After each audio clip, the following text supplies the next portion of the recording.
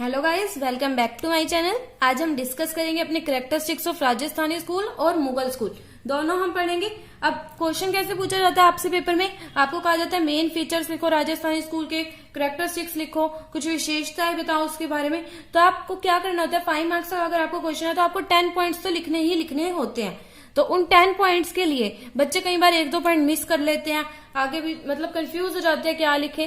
तो उसके लिए मैं बहुत इजी मेथड से आपको बताऊंगी, और मैं उसके लिए आपको एक 6 पॉइंट्स पहले ऐसे बताऊंगी जो आप राजस्थानी में भी लिख सकते हैं और मुगल में भी लिख सकते हैं। तो सबसे पहले हम उन 6 पॉइंट्स को देख लेते हैं, उसके बाद 4-4 पॉइंट्स आप दोनों में डिफर कर सकते हैं, नहीं तो आप वो भी अपने आप मैच करके भी कुछ भी लिख सकते हैं। कुछ भी नहीं, मतलब जो रिलेट करता हो वो लिख सकते हैं। तो चलिए स्टार्ट करते हैं अपने।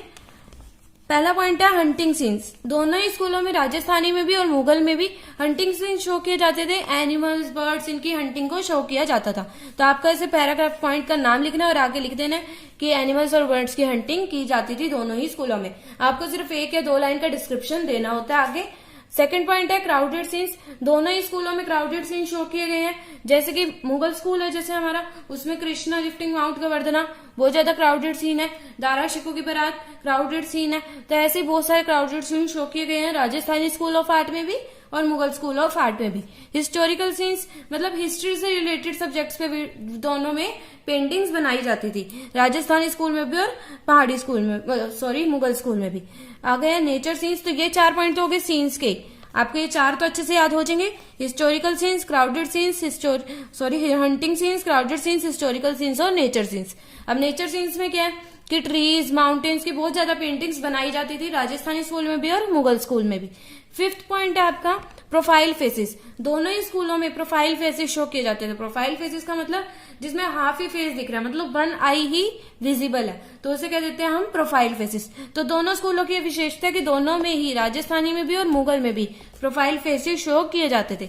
अब 6 पॉइंट है ऑर्नामेंट्स एंड गारमेंट्स। अब ऑर्नामेंट्स और गारमेंट्स, इस पॉइंट को आप अलग अलग करके भी लिख सकते हो और एक साथ एक्सप्लेन करना चाहो तो एक साथ भी लिख सकते हो। इसके बारे में आपको आगे बताऊंगी कि आप ऑर्नामेंट्स में क्या लिख सकते हैं और गारमेंट्स में क्या लिख सकते हैं। अभी हम नेक्स्ट देखते हैं। अब ये जो 4 पॉइंट्स मैं आपको बताऊंगी ये आप राजस्थानी स्कूल ऑफ आर्ट में ही लिखेंगे, और सबसे पहले आप इन 4 पॉइंट्स को डिस्कस कर सकते हैं और फिर बीच बीच में इन पॉइंट्स को भी डिस्कस कर सकते हैं। तो सबसे आगे देखते हैं हम colours. Bright colours, glowing colours, red is use for anger, golden silver colour is also use. तो राजस्थानी स्कूल में था ब्राइट कलर्स यूज किए जाते थे, ग्लोइंग कलर्स यूज किए जाते थे। अगर गुस्सा दिखाना है तो वो रेड कलर का यूज करते थे, और गोल्डन और सिल्वर कलर का भी बहुत ज्यादा वो यूज करते थे। अब देखते हैं सिंबलिज्म, मतलब राजस्थानी जो स्कूल है उसमें किस तरह के सिंबल यूज किए जाते थे। ज्यादातर पेंटिंग सामने पढ़ रखा है, राधा कृष्णा लव पे ही शो की जाती थी, तो यही उनका सिंबलिज्म था, राधा कृष्णा लव। ऐसे ही आप देखते हैं लार्ज पेंटिंग्स बनाई जाती थी राजस्थानी स्कूल में। आप इनका थीम भी लिख सकते हैं, राजस्थानी स्कूल का थीम क्या होता था, तो थीम भी यही था उनका, रिलीजियस पेंटिंग ज्यादा बनाई जाती थी। तो 1 पॉइंट वो भी आप ऐड कर सकते हैं। मैं आपको वैसे 11 पॉइंट्स दोनों के बता रही हूँ क्योंकि आप इनको अलग अलग करके भी लिख सकते हैं। अब हम देखते हैं large paintings. Krishnagarh paintings are very large in size. तो राजस्थानी स्कूल में जो कृष्णगढ़ सब स्कूल है उनका, तो उनकी पेंटिंग्स थी वो बहुत ज्यादा साइज में लार्ज थी। आप उसका एग्जाम्पल भी दे सकते हैं, जैसे राधा बनी ठनी कृष्णगढ़ की ही पेंटिंग है। लास्ट पॉइंट है हमारा राजस्थानी स्कूल का कि डेपिकेशन ऑफ वुमेन, मतलब वुमेन्स को शो कैसे किया जाता था उन पेंटिंग्स में। वुमेन के, आप राधा बन्नी ठनी अगर आपने पेंटिंग अच्छे से पढ़ी है तो आपको पता होगा कि सॉफ्ट फेसेस शो किए जाते हैं, जैसा उसमें वुमेन को शो किया, जो आपने उसके फीचर अज्ञात कर रखे हैं आप वही अच्छे से लिख सकते हैं कि लॉन्ग पॉइंटेड नोज दिखाई जाती थी, वेल कट लिप्स, मतलब अच्छे से परफेक्ट लिप्स दिखाए जाते थे, पतली पतली फिंगर्स दिखाई जाती थी, थिन फिंगर्स, शार्प आईब्रोज दिखाई जाती थी। तो आप ये सब कुछ लिख सकते हैं। अब हम देखते हैं ऑर्नामेंट्स और गारमेंट्स में आप क्या क्या लिख सकते हैं। ऑर्नामेंट्स में आप लिख सकते हैं कि पर्ल ऑर्नामेंट्स दिखाए जाते थे राजस्थानी में भी और मुगल में भी। इयर रिंग्स, रिंग्स, अब ऑर्नामेंट्स के आप नाम लिख सकते हैं क्या क्या शो किया जाता था। इयर रिंग्स दिखाए जाते थे लेडीज के लिए, रिंग्स, आर्मलेट्स, ब्रेसलेट्स, ऐसे आप 2-4 ज्वेलरी के नाम लिख सकते हैं और आप दिखा सकते हैं कि ब्यूटीफुल ज्वेलरी शो की जाती थी पेंटिंग्स में। हम लिखते हैं गारमेंट्स में हम क्या लिखेंगे कि बहुत ज्यादा डेकोरेटिव गारमेंट्स दिखाए जाते थे पेंटिंग में।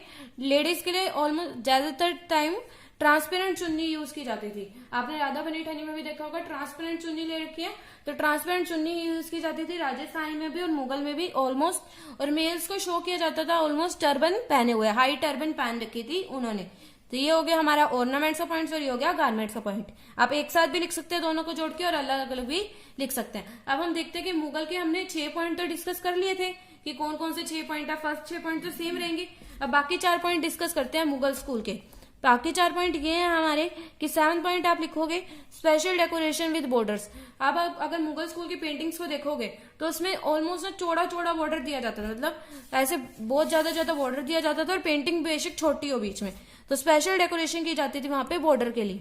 अब आगे देखते हैं 8th पॉइंट है ऑर्नामेंटल डिजाइन, मतलब जो भी वो बॉर्डर्स बने होते थे ना उसके अंदर ऑर्नामेंट के डिजाइन होते थे और पेंटिंग में भी बहुत सारी जगह ऑर्नामेंटल डिजाइन यूज किया जाता था।